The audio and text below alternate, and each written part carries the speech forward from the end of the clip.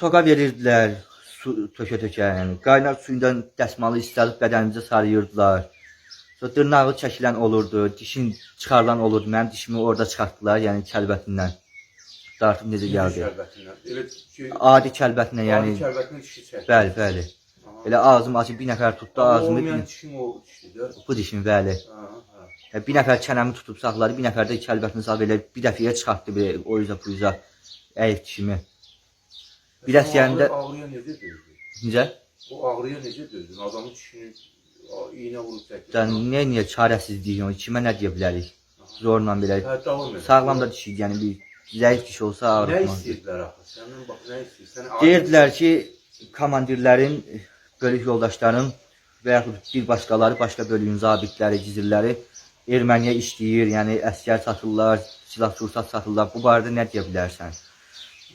Mən də deyirəm ki, yəni mən heç nə bilmirəm. Yəni rütbəm də əskərdir, hamıdan aşağı rütbə, hamıdan aşağı vəzifə. Mənim komandirlərim, zabitlərim, gizirlərim lap belə işləsələr belə, yəni nəsə bir şey varsa da belə gerçək içəri, yəni mənə nə deyərlər ki? Kimlərin adı çəkirlər ki, sən bunlara qarşı nəsə ifadə verməlisən? Və nə ifadə verir? Mirzəliyev Elçin bölük komandirimiz, leytinant idi. Məmmədov İsabalah onun, yəni deyirlər, əksinə ifadə verdilər ki, görmüşəm, falan vaxtı falan yerə gedəni görmüşəm.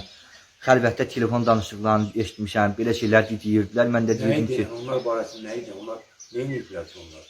Yəni, olay heç bir şey eləmir. Mənə qarşıda mən özüm bölükdə bir əsgər olmuşam, yəni...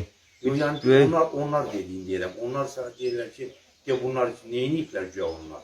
Güya ki, yəni tankımızı satıblar erməniyə, onların dediyinə görə keçiriblər. Yəni, o da yəni zarafat bir şey deyil, axı, kim yəni tankı satar? Yəni, onlar aprel döyüşlərində də iştirak edib yeri gəlsən, onlar hain idisə... Deyən ki, onları tank satdılar. Əksinə ifadə verirdilər, məcbur edirdilər, yəni... Verdin elə bir ifadə? Xeyr, yəni mən görməmişəm, xalqın, yəni cəmaatın günahına niyə girim ki? Amma o işgəncələrə dözdün də axırı. Bəli, çarəsizlikdən, yəni, elə bilirdik də ölüm günümüzdür. Hələ yanımızda bir əsgər var idi, yəni yalvarırdı ki, bir dənə anam var xəstə. Yəni dəlməyin də mənə eləməyin. Ona nə işgəncə verirdilərsə, o yüzden yalvarırdı. Amma baxmadan onu elə çığırda apardılar, onu nə işgəncə heç onu verdilər. Yəni yanımızda yalvarırdı, eləməyin. Bir dənə anam var, o da bir oğlum mənəm. Xəstədir, o da mən baxıram. Mən onu eləsəz, mən şikəst qoysa, sonra kim baxacaq ona?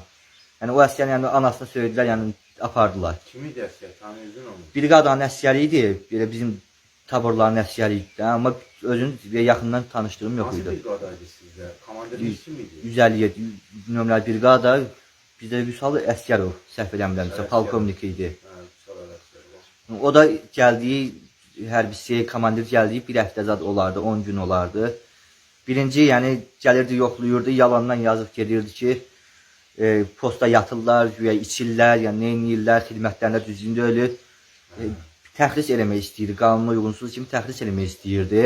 Niyə görə, onun nə düşmənçiliyi var, düşmənçilərinin? Bilmirəm valla, yəni nə idisə təzə gəlmişik, gəldiyi gündən də elə eləyirdi, yəni gəlirdi, yəni ayıq olanda yazırdı ki, yəni yatır. Posta gəlib görmüşəm, filan saatda, filan gündə yatıb bu xidmət vaxtında. Yəni yalan yerə yazıqdı, götürüb aparıb cinayət işi açırdı. İşgəncə yerdə neçə gün qaldı? Haradasa 20 gündən çox olardı, yəni ayın 7-si getmişdik biz. Ondan sonra da gəldik 708 nömrəli hərbi hissəyə. Orada da bir-iki gün belə... İşgəncə verənlərdən tanıdın sən? Bölük yoldaşlarım idi. Bir Buzaq Talan kəndindən Rasul adında gizir idi, ona işgəncə verirdilər. O, yəni uzaqdan qohumluğu da çatır. Onu deyəsən tutdular. Nəsə maddə yıxıl üstünə tutdular onu. 7 il iş verdilər. Amma işgəncə də verdilər də? Bəli, bizlə bir yerdə getmişdi o da. Ona da işgəncə verdilər. Sonra apardılar bizi 708-də bir 5 gün, bir həftə orada bizə... Orada da işgəncə verirdilər, döyürdülər, amma daha bu qədər deyil da. Plasın üstünə çıxarırdılar yay vaxtı, qızmar vaxtı. Ayaq yalın şəkildə. Bizə fərağat komandası verirdilər, deyirdilər dayanın orada. Yəni qızmar asfaltın üstündə adam nə qədər vaxt dayanar ayaq yalın şəkildə. Tam ayaq yalın. Bəli, naski də yox ayaqda, yəni corabımız da yox, təmiz ayaq yalın şəkildə deyirdilər, dur orada. Tərpənəndə aparıb yenə döyürdülər, işgəncə verirdilər 3-4 nəfərə. Onlar da yəni növbə ilə döyürdülər, yəni kim yoruldu dəyişirdilər belə. Yəni biri döyürdü, yorulurdu, dəyişirdi, o birisi gəlirdi, döyürdü. Əllə yox, belə turba ilə, şlankla, şnorla, nəsə yandıracaq, belə əzəcək bir şeylərlə döyürdülər bizi. Ondan sonra qızmar daşın üstünə ayaqda alın. bəli, fərağat komandası verirdilər. Deyirlər dayanın orada. Siz necə dayanırdınız orada? Dayana bilmirdik. Yəni bacardığımız qədər dayanırdıq. Ayağımız yanıb da tərpənəndə aparırdılar döyməyə, işgəncə Orada verməyə. gün Bəli, bəli. Gündə isti hava, açıq yer. Yəni 30 dərəcə isti olur mayda ən azından 30-35 dərəcə. O istinin altında ayaq yanın, baş açıq şəkildə adam neçə saat dayanar, nə qədər vaxt dayanar. Fərağat verirdi, deyirdi azad verəndə istirahət eləyərsən, amma vermirdi azad komandasına. Vaxt olur ki, yəni saatla çəkirdi bu. Dözən dözürdü, axıra qalanları da yəni bəhanə eləyirdilər ki, bunun dözə bilir, bunun canında hələ ki can var, buna işgəncə verilməyib yəqin ki. Ona görə canı möhkəmdir, dözür deyib, aparıb yenə şey eləyirlər. Onu da elə bəhanə ilə aparıb işgəncə verirdilər, bu döyürdülər. işgəncə verənləri tanıyırdınızmı bəhrəsən? Bizim bölük yoldaşlarımız idi, qonşu bölüklərdən idi, əsgərlər.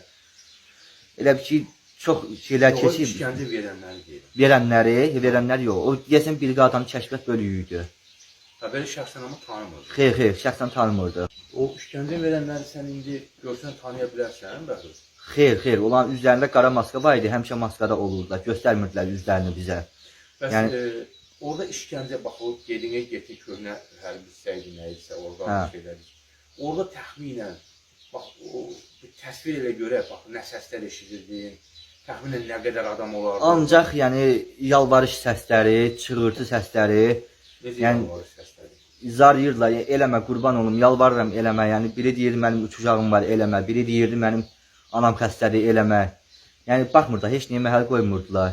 Yəni canı zəif, möhkəm, ailəli, ailəsiz. Başa, nə Kim qədər gəldi? Orada təxminən nə qədər adam işgəncə görən olardı? Yəni sənin təxmini o Hardasa eşitdiyin o səslərdən zaten. bizim olduğumuz yerdə tabordan çox idi, bir tabordan çox idi. Bir taborun şəxsiyyətini oraya yığmışdılar. Yəni bizim Yəni, olduğumuz nə qədər, yerdə. Bir tabolda nə qədər olur? Bir hər bölükdə yəni 150 nəfər fikirləşib 1500 nəfərə yaxın. Hə, 1500 nəfərə Bəli. yaxın o işgəncə görən. Amma yəni bir dənə bizim briqada, o boyda yəni briqadanı döyürdülər.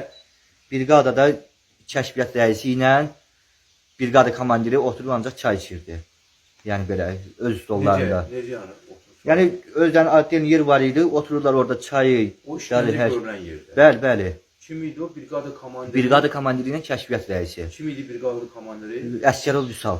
Hə, Polkovnik. Vüsal Ələsgərov, Bəs bəli. kəşfiyyat komandiri kim idi? Onun ad familiyası yadında deyil, mayor idi. Ha, onların gözünün qarşısında bunlar. Bəli, elə onlar əmr verirdi. Yəni mən başa düşə bilmirəm. Yəni bu общий brigada vətən xain idisə bunların dediyin, yəni o 2 nəfər nə dərəcədə düzgün, salamatdır və düz insandır.